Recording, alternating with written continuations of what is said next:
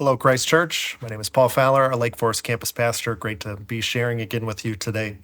Yesterday, we looked at the story of Joseph from Matthew chapter 1, who was planning on divorcing Mary, was planning on ending this engagement because she's pregnant with this child. Angel steps in and says, this is all part of God's plan. And what's amazing, what happens next, our text today is in Matthew chapter 1, verse 22 through 25. We see that Matthew is going to inform us that this is part of prophecy that's found in the book of Isaiah. Isaiah chapter 7 through 12 is this great epic that was written hundreds of years before Christ was born. And it talks about how Jesus, this person would come that would be Emmanuel. That means God with us. That is who Jesus is. And it says that he's going to be wonderful, Counselor, the Almighty God. It says that one day the lion will lie down with the lamb. And then there's this kind of exuberant celebration in Isaiah chapter 12 talking about salvation. You see, the bookends of Isaiah are helping us understand who Jesus is, that he is the Emmanuel, and what he came to do, which is salvation for us. What's so interesting about trying to understand that Jesus would be called Emmanuel, meaning God with us, why is it within God's character or nature that he is a God who wants to be with us?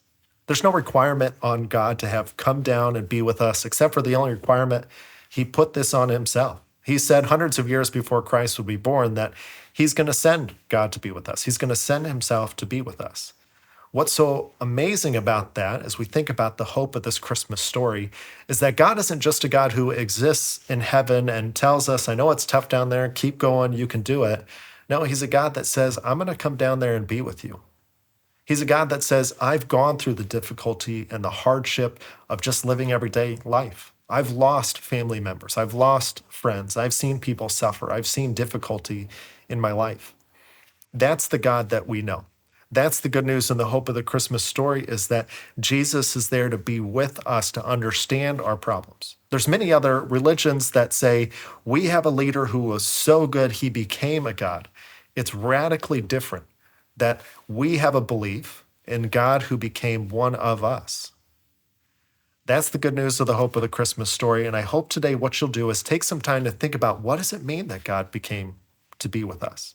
How is God with you in everything that you're going through today? Take some time and thank God that he is the God with us.